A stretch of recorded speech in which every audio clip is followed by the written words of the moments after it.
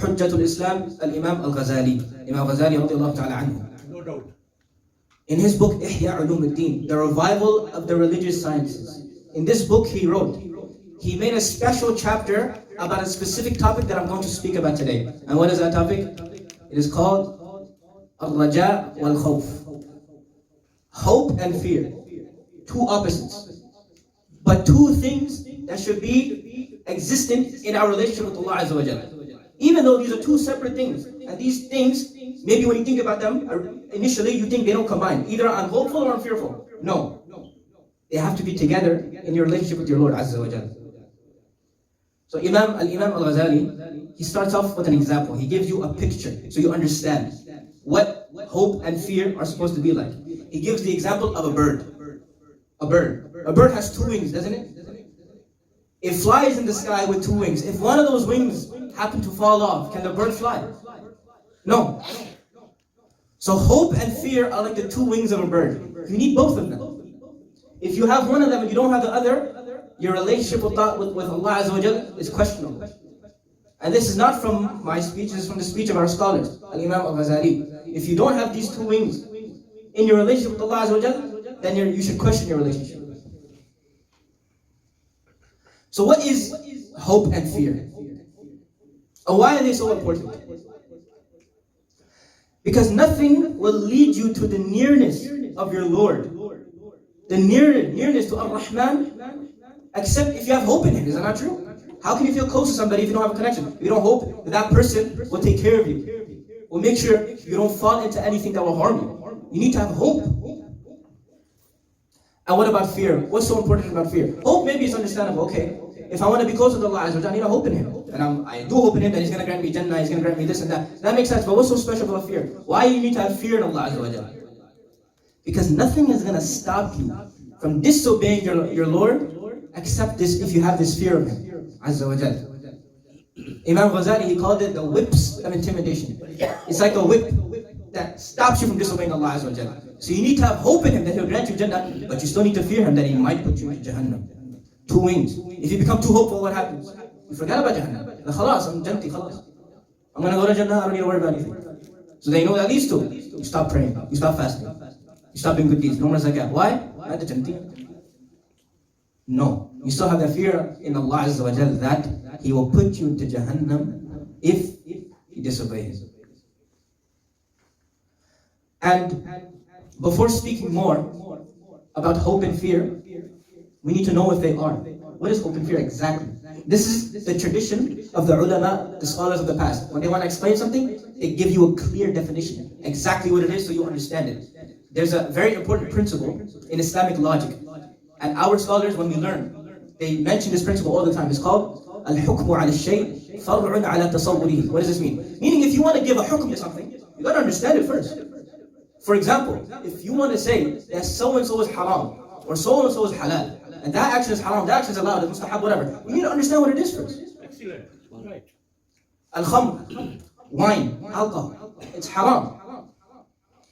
But when the scholars, they explain to you why it's haram, they give you full definition of why it's haram. Then you understand, okay, that's why it's haram. They say, oh, it leads to a drunken state. So now you understand what alcohol is. Then they give the hukm that it's haram.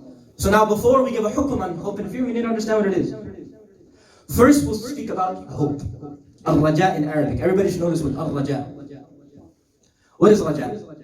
Imam Ghazali mentioned in Ihya Ulumuddin, تعلق القلب بمحبوب ينتظر حصوله في المستقبل. That Raja is something that the heart yearns for that's going to come in the future. Not in the past and not in the present. Something that will come in the future and your heart yearns for it. It's excited for it. It finds peace when it thinks about it. This is called Al-Raja in Arabic, or hope in English.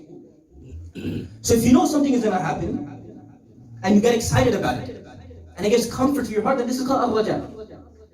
And we need to have this type of feeling in Allah Azza wa Jalla. That inshallah, when I meet Allah Azza wa Jalla, He's going to forgive my sins. He's going to protect me from Jahannam. He's going to enter me into Jannah. And another thing that Imam Al-Ghazali mentioned that I found very powerful is that he called Raja and Khawf, hope and fear, he called them Ahwal. Ahwal, what is Ahwal?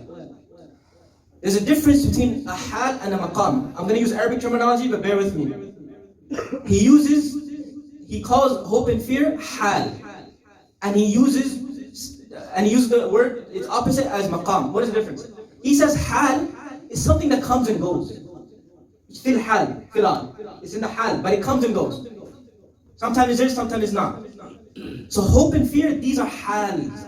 They come and they go. They're not thabit. They're not always there. For example, somebody like a wali of Allah Azza wa Jal, we call him a Zahid. He has zuhd. This characteristic of zuhd is always there. Somebody has zuhd. This attachment to the dunya. He's never going to feel attached to the dunya. So this is a characteristic that is always there. This we call the maqam. Maqam. But what about hope and fear? He says no, these are hals. These come and they go. You don't know when they're going to be there, and you don't know when they're going to go. So you have to be extra careful when they leave. And Imam Ghazali gives the example of the color yellow. Imam Ghazali, this is like his adat. When he explains things, he gives an example so you understand. He gives the example of the color yellow. The color yellow, in some things, it's always there. But some things, it comes and goes. For example, gold. It's always yellow. So that's going to be like a maqam, like the characteristic of zuhd we said. But the color yellow, for example, for somebody who's feeling fear, some people say his face turned yellow. But that yellowness, it comes and goes. This is a hal. It comes and it goes.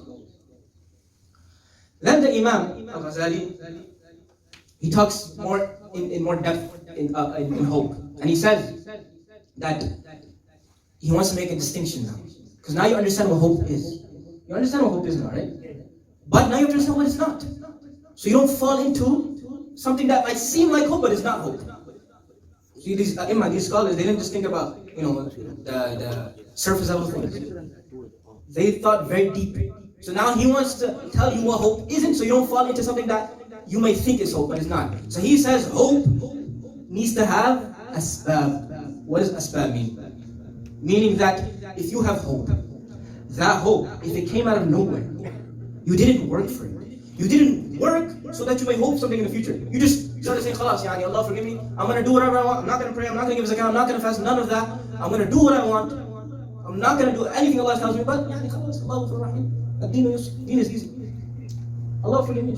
This, Imam Ghazali said, this is not raja, this is not hope. You know what he calls this? And I was surprised when I read this in the book. He says it's called al-humq.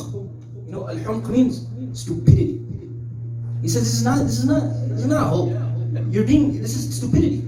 You did nothing, but you hope to get something. Like imagine you have a job. You have a job, and you don't do any work. You stay at home all day. You hope to get paid. Do you hope to get anything in return? No. So just like that, the hope in Allah Azza wa Jal, if you don't work for it, then you're not allowed to hope for anything. You're supposed to work for it.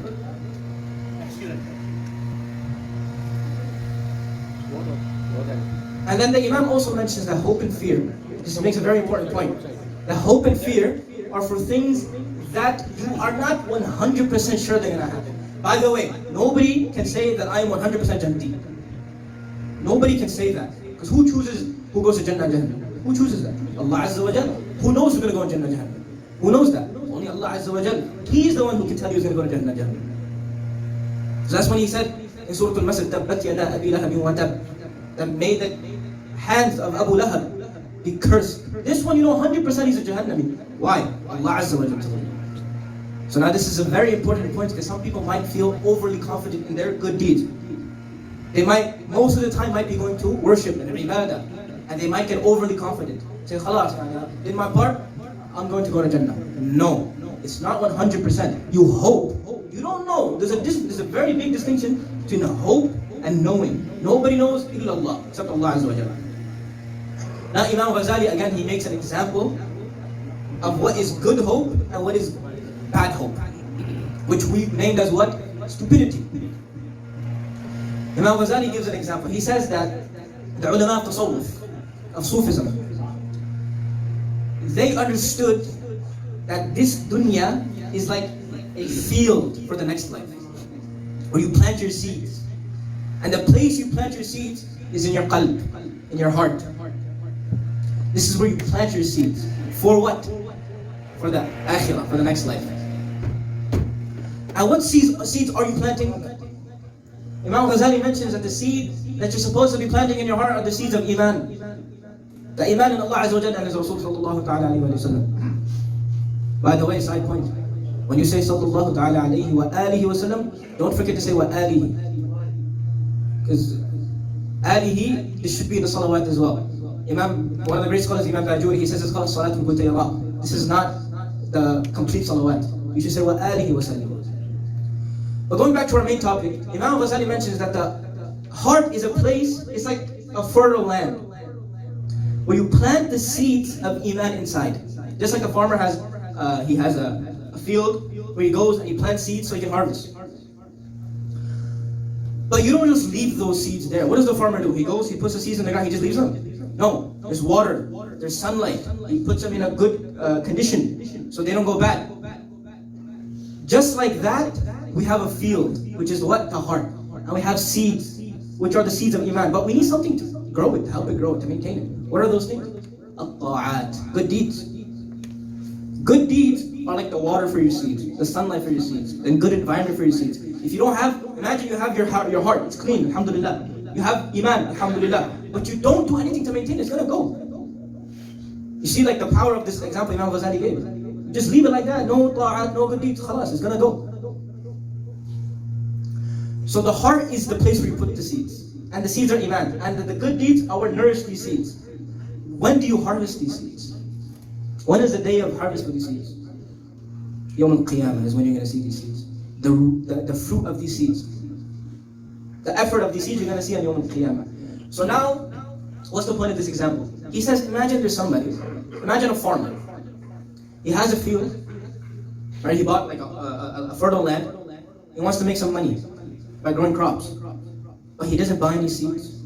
He has no water. He doesn't take care of the earth. But he sits and he waits for his crops to grow. Does that make any sense? That makes no sense.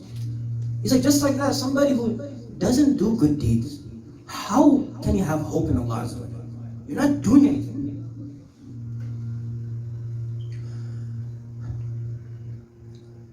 And that's why Allah Azza wa Jalla, when He mentions the people or the believing people, He always says what? If you read people who read the Quran, you always see when He mentions the believing people, He adds another characteristic to believing people. When Allah says that believing people are going to go to Jannah, He doesn't say just believing people. What does He say? إِنَّ الَّذِينَ آمَنُوا وَعَمِلُوا الصَّالِحَاتِ Indeed, the believing people who did good deeds, for them is Jannah.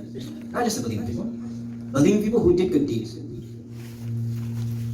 And also Imam Ghazali says that he says the one who plants the seeds in a fertile land, but you plant good seeds of Iman, but you don't do anything to nourish it, this is also madhmoom. This is dislike. You're not supposed to do this. This thing, he gave it another name called at-tamanni. What is tamanni? Tamanni in Arabic means wishful thinking. You're just wishing. It has nothing to do with practicality. You're just wishing. That's why there's an oft-quoted line of poetry for students of knowledge. They always hear it by Abu al-Itahiyya from the Abbasids. He's a poet. He says, فَيَا لَيْتَ الشَّبَابَ يَعُودُ يَوْمًا. He says, oh, how I wish my youth will return to me.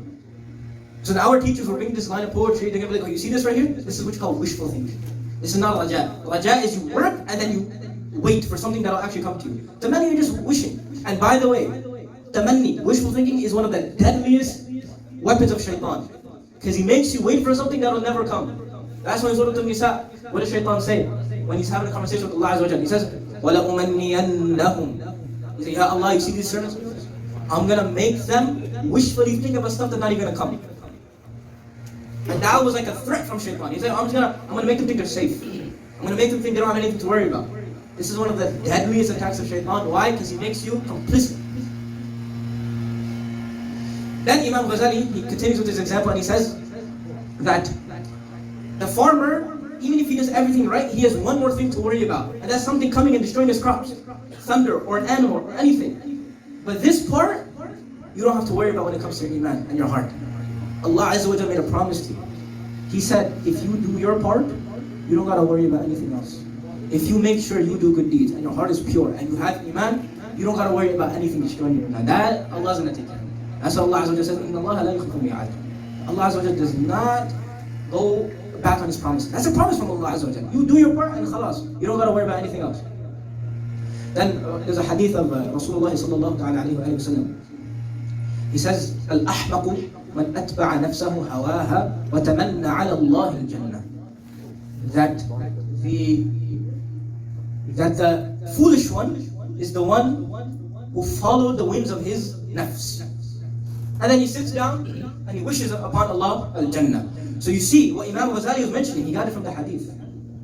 He got it from the hadith. This is something that Rasulullah sallallahu alayhi wa sallam taught. Not from Imam Ghazali himself. And Allah Azza wa Jalla mentioned ayah in Surah Al-A'raf, فَخَلَفَ مِن بَعْدِهِمْ خَلْفٌ وَرِثُوا الْكِتَابَ وَيَأْخُذُونَ عَرَضَ هَذَا الْأَدْنَى وَيَقُولُونَ سَيُغْفَرُ لَنَا. That after, in the time of Banu Israel, the children of Israel, there came a new people, like a new generation. And they inherited the books of the prophets. But they loved this dunya. They used to love wealth. يَأْخُذُونَ عَرَضَ هَذَا الْأَدْنَى. They take the pleasure of this lowly life. Allah says, al-adna, lowly life. And then they say, وَيَقُولُونَ سَيُغْفَرُ لَنَا. They say, يا أخي, don't worry. Allah's going to forgive us. But they worship their own desires. They don't do anything. And then they say, وَيَقُولُونَ سَيُغْفَرُ لَنَا. This is somebody who does this, by the way, he's following the ada of al-Yahud, the Jews. Then we move on to fear. What is fear? تألم القلب من توقع مكروه في المستقبل. Have a feeling in your heart that something bad is going to happen to you in the future. This is called fear. This is the definition of fear. And there are many ayat and ahadith about fear in the Quran. Allah, for example, Allah says in Surah Al-A'raf, هُدًى وَرَحْمَةٌ لِلَّذِينَ هُمْ لِرَبِّهِمْ يَرْهَبُونَ. That the ones who fear their Lord, for them is guidance and mercy. So imagine now this fear that you have of Allah, it leads to you being guided, and it leads to your mercy. This fear is of mercy for you. And Allah Azza wa Jalla says also in Surah Al-Bayyinah, which is in the 30th juz, and everybody should memorize. Allah says, رَضِيَ اللَّهُ عَنْهُمْ وَرَضُوا عَنْهُ ذَلِكَ لِمَنْ خَشِيَ رَبَّهُ. That Allah is pleased with them, and they are pleased with Allah. Who? ذَلِكَ لِمَنْ خَشِيَ رَبَّهُ. For the ones who fear their Lord. You see how this fear is of mercy for you. It is not a bad fear. It's not a fear that should make you depressed. Actually, it should make you even more happy. This is a healthy fear. And there is said that Musa alayhi salam said that those who have taqwa in essence is the fear of Allah Azza wa Jalla. So Musa alayhi salam, he said that those who have taqwa, these are the ones who are going to attain something very special from Allah Azza wa Jalla. What is that? Al-Rafiq al-A'la, the highest companionship. And he said nobody else besides these people who fear the Lord are going to have it. That's why those of you who know the story of the death of Habibuna sallallahu alayhi wa sallam, when he was passing away sallallahu alayhi wa sallam, what did he say to Allah Azza wa Jalla? What was his dua? Does anybody know? He was saying, As'aluka al-Rafiq al-A'la. I ask you, Ya Allah, for the most highest companionship. And whose companionship is that? It's of Allah Azza wa Jalla himself. So the thing that Rasulullah sallallahu alayhi wa sallam asks for himself, that's what's going to be given to those who fear their Lord. And there are many ayat about taqwa in the Quran, but because of time, we will move on. Taqwa, which is the fear of Allah, is not only in the heart. Because we mentioned that khawf, fear, is a state of the heart. But it translates to the limbs, just like hope. If you're not doing any work for it, then it is not considered real fear. That fear should be making you get up in the middle of the night and pray tahajjud. That fear should be making you get up in the morning and pray fajr, and dhuhr, and asr, maghrib, isha. If it's not, that's not fear. That's also stupid. Now a question may come, which one is better? Imam Ghazali tackles this question. Some people might ask, which one is better? Should I have more hope in Allah or should I have more fear in Allah? Imam Ghazali said this is also a foolish question. It's a foolish question. Why? He said that's like somebody who says, which one is better, food or water? Which one is better, bread or water? You need both.